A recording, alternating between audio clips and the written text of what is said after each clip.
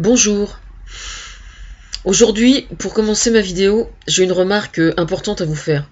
À la question « Peut-on avoir la prétention de changer le monde en ayant une voix de merde ?» La réponse est « Oui, on le peut. » Quand on veut, on peut. Enfin bref, j'ai une voix de chiotte. Voilà. J'ai voulu tourner ma vidéo dehors et puis en fait, il y a un vent pas possible, donc du coup, je suis revenue à l'intérieur. Bon, alors aujourd'hui, je vais vous parler de Belo Monte. Je vous signale que j'ai mis mes lunettes de gaieté. J'aurais pu dire mes lunettes de soleil, mais ça faisait un peu nul à chier, donc j'ai mis mes lunettes de gaieté, c'est mieux. Il faut que je me dépêche de parler parce que j'ai un espèce de petit truc dans la gorge qui me gratte terriblement et c'est assez pénible. Bon, bref.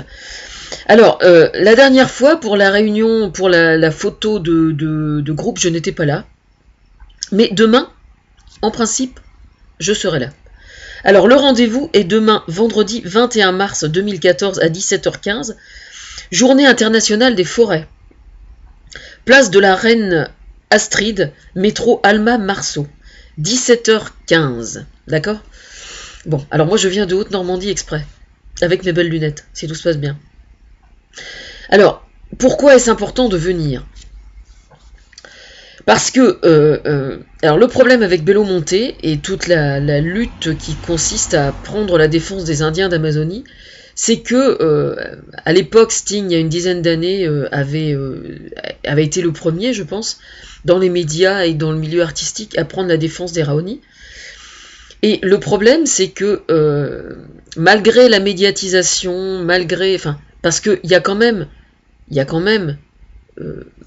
une certaine forme de médiatisation, quoi qu'on en dise, même si elle est bien évidemment insuffisante, mais mieux vaut une médiatisation qui soit plus subtile et plus efficace, plutôt qu'une... Enfin, je veux dire, le Tacite Raoni, c'est pas une bête de foire, et je préfère que la médiatisation soit faite correctement, au bon moment, plutôt qu'elle soit faite n'importe comment, voilà. C'est pas une bête de foire. Ils ne sont pas des animaux de foire, c'est ce que je veux dire.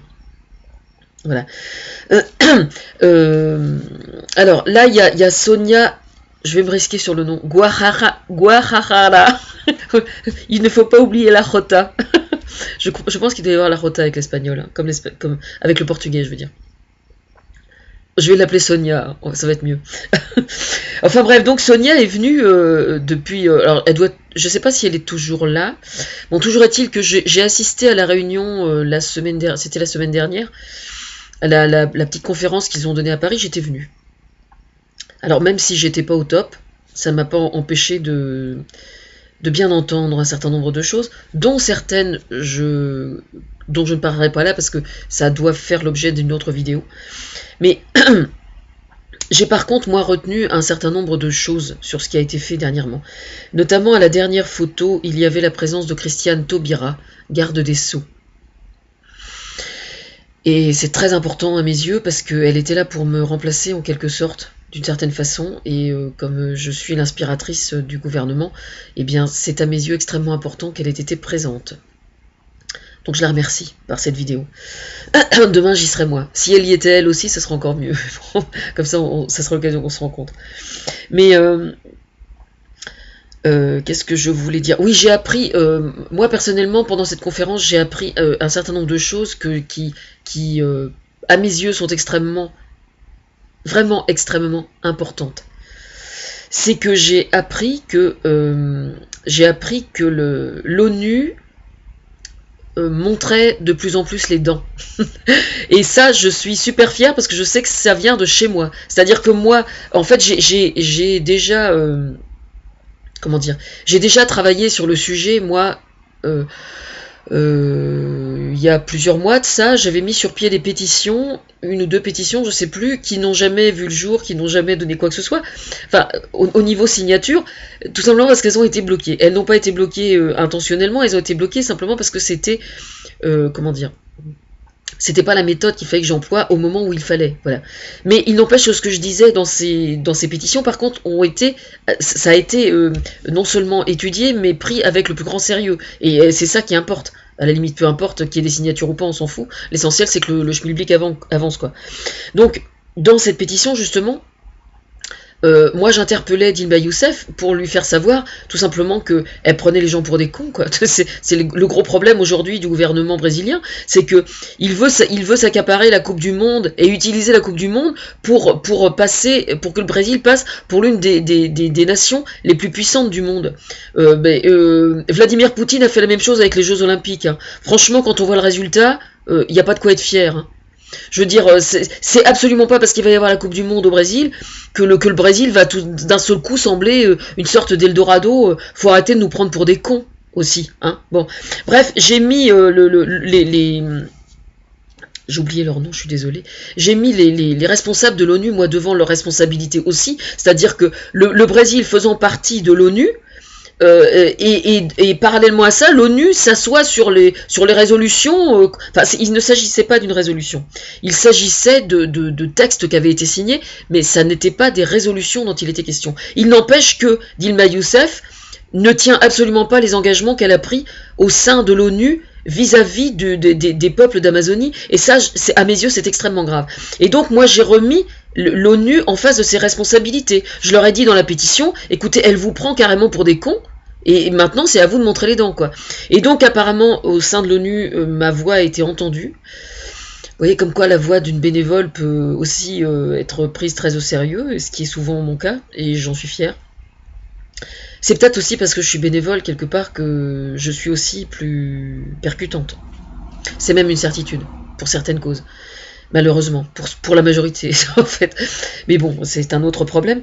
Toujours est-il que donc, il a bien été précisé pendant cette conférence que l'ONU, justement, semblait prendre de plus en plus la mesure de l'importance qu'ils ont, eux, vis-à-vis de la planète, vis-à-vis des humains, etc. Alors, et c'est évidemment l'ONU, par définition, à la base, est censé se préoccuper du droit du travail, de l'humanisme au sens le plus noble du mot, quoi, hein. C'est-à-dire que les pays qui signent certains engagements les respectent concernant le droit du travail, etc., etc.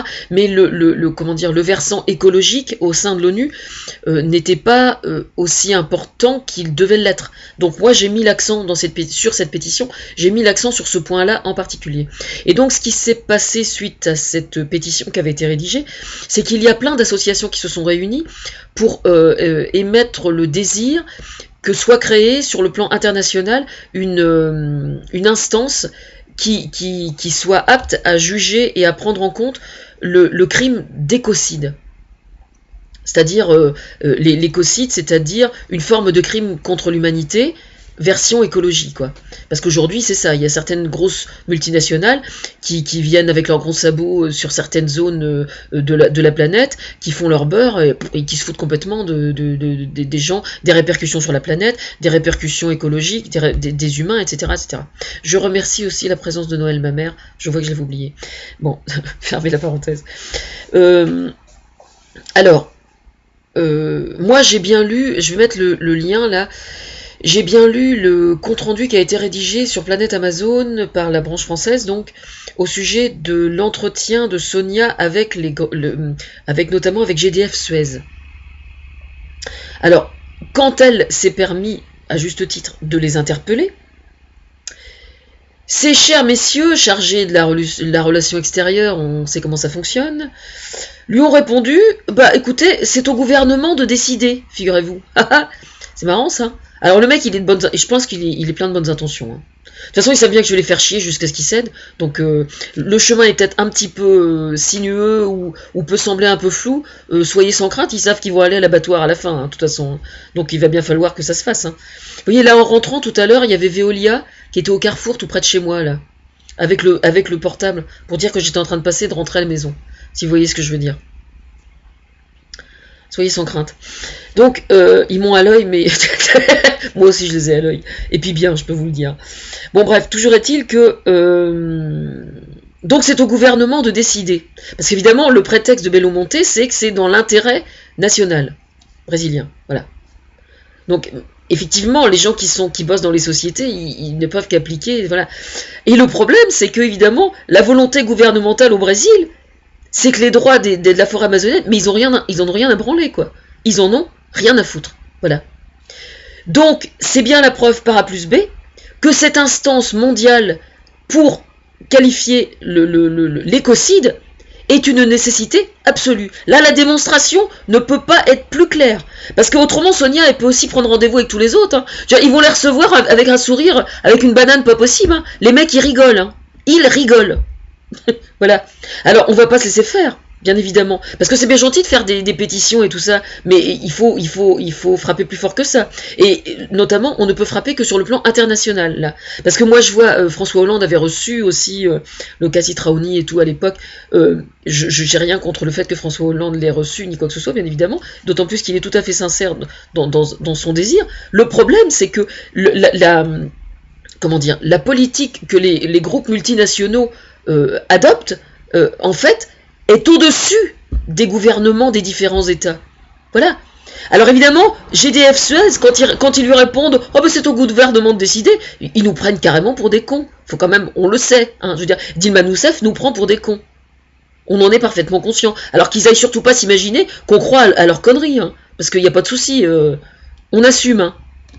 Donc ça va pas se passer comme ça, bien évidemment. Hein.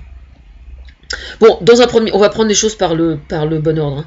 Vendredi 21 mars 2014, 17h15, Journée internationale des forêts, place de la Reine Astrid, métro Alma Marceau. Alors pour information, Journée internationale des forêts, ça me concerne d'autant plus que moi, mon père avait un bois d'une vingtaine d'hectares que je vais récupérer en partie dans le cadre de la succession suite à son décès, etc.